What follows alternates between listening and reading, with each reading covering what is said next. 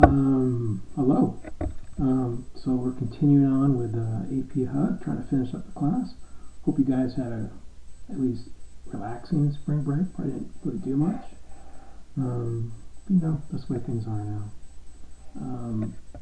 The College Board announced the new AP test format, and we'll talk about that more later in the week. And I'll probably see you guys on Zoom. I'm going to be making a schedule for that next week. So hopefully you're checking the website and you've seen some of that. But for now, I'm going to continue on with the content. Okay, so we're getting there. Okay, so the next topic is the creation of countries. And you're thinking, wow, how do countries get created? Well, it's a great question, and there's really 5 ways. Okay, and some of this is self-explanatory, right? So cultural reasons, language and religion bind people.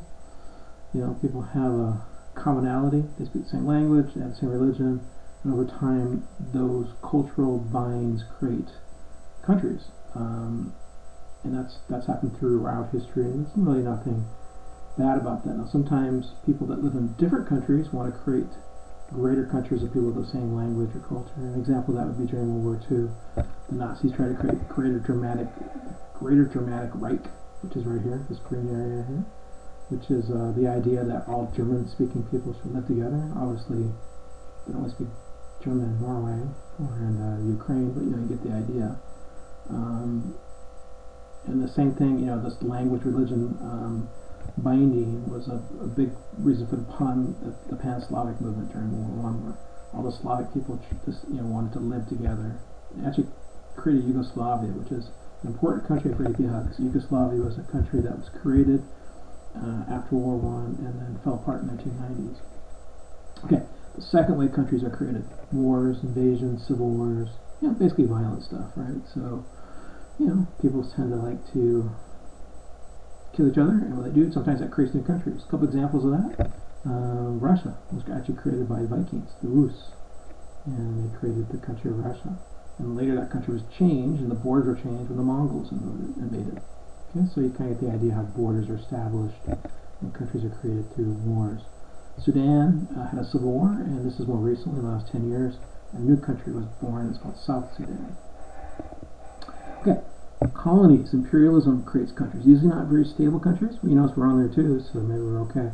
But imperialism is when foreigners come in and they create countries. Nigeria is a great example of that. Nigeria, as we talked about in ComCo, didn't really exist in a historical context. It's a country created by the British imperialists. And it's a very unstable country, mainly because it doesn't really make a whole lot of sense for it to be one giant country. Alright, devolution is another ComGov term, so you guys are lucky you're seeing this twice. Okay, and devolution, you remember from ComGov, was when the central government gives power to local governments. And which is fine. You see that in Scotland, you saw it in Spain. The problem is when you give away that power, sometimes those little areas, they want to break away. For example, Scotland was not too happy about Brexit, so once again they're threatening to break away. Major problems in Spain. Catalonia, which is the area of Barcelona is in Spain, it's the wealthiest part of Spain, and they were given a lot of independence, and they took that independence and they feel like they should be their own country. So sometimes devolution leads to independence movements. So sometimes, give somebody an inch, they take a mile. I don't know. Okay, immigration. Sometimes immigration creates entire countries. Australia is an example of that. So when thousands of prisoners were sent to Australia from Britain and Ireland, eventually created a whole new group of people, and they created Australia. Crikey. Okay. Never forget, guys, you need 2 elements for every new country. You have to recognize borders, boundaries, internationally recognized. If people don't recognize your borders, then you're really not going to be a country. Second element, you have to have sovereignty. That was George W.'s favorite thing for that. Sovereignty is when you're sovereign. Great answer, by the way, for the upcoming 45-minute test. If you see sovereignty, make sure you write down sovereignty is when you are sovereign. Basically means you control what's going on in your own country, and you need those 2 elements to have a country. Okay, so here in summary, guys, there's 5 reasons why countries are created. It's one of the more fascinating things about political geography.